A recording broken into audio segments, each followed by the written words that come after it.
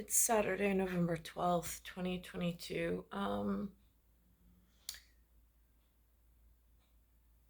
wearing a hat. It says Jones on it. It says Jones Beach, New York. I did not know until this week that the New York Giants quarterback's name is Jones. And he wears a number 8. I just found that out. Channel 7 didn't let me know. In fact, I only see Brian, and I apologize not using his last name, but I don't know what it is. But uh, Dibble, Dibble, I think. But again, I don't know how to spell it, so I don't have it visually locked away. So I see him, the head coach, speak at times on Channel 7. They allow that.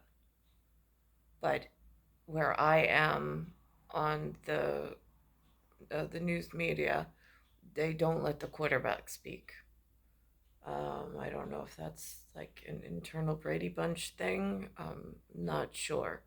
Um, that would be like, for me, that's filed under like Secret of the Stars. I have no idea. Um, but I was watching Lonnie Quinn for something else on Channel 2, and I fast forwarded through that broadcast. It just so happened because I was tracking how he was referencing the storm, Nicole, what word patterns he was using, and so on and so forth.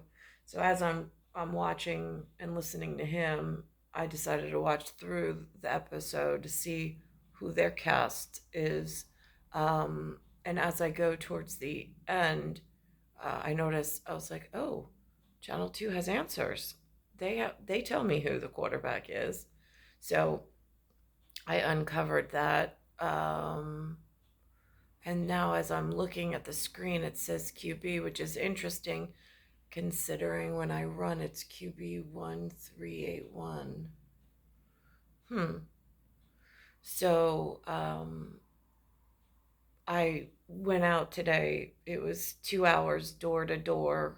I got the time from 50 minutes down to 40, and today I did it in 33 for the first 2.4 miles. Um, by the time I turn around and on the way back, it's a different story, but it's about 2 hours from door to door. Um, and I ran past both of the cameras for whatever that was about. Um, Last week, I saw in New York City Marathon when I was watching John Elliott. There was stuff I caught but didn't tape or didn't do like an overlay parlay of. But the way he explained the waves of runners and how that's set up, I thought that was really interesting um, in broader context and broader stroke.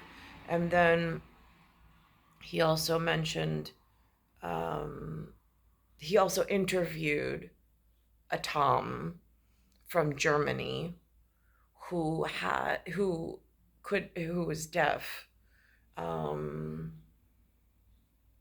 and I noticed how his uniform or his running gear was set up. He seemed to be very physically fit, much more so than myself. I'm having a real again, I'm just doing repetitive motion just to build back up muscle strength because of whatever I'm going through. So there's that. So I was watching him speak to John, and he was participating in this New York City Roadrunner marathon. And the way he spoke and the way he told his story is that he can't hear anything behind him. Um, but just the words and the way that he said it, I watched it like 2 or 3 times. I thought it was a very well done piece. Um, for what I have going on as far as integration and motivation. And then, of course, today when I woke up, I saw To the Rescue. They have my name on the hat saying Cole, and then they've got this dog that can't hear, so the owner signs to the dog, um, which I thought was really, really interesting cosmic piece from like Cosmic Nursery, just for the way things loom and weave in together. Um, and so there's this Daniel Jones quarterback thing, um, which I caught quite by accident. Um, but I'm going to just play it real quick because what he says, I think, is important in ways that I didn't catch on, like, because again, I don't really follow it, but being more hyper vigilant, hyper aware of other things I have going on in the surrounding areas. Um, and then it brought me to this thing of, as I was running, I'm thinking, what defined for myself what a sleeper cell is as it relates to a change agent.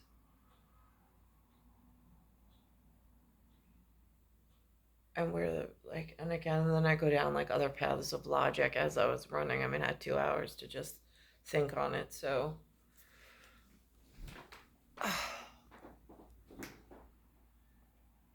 About contracts, the Giants say they're willing to start talking with quarterback Daniel Jones about a new deal, but Jones says those conversations have yet to be had.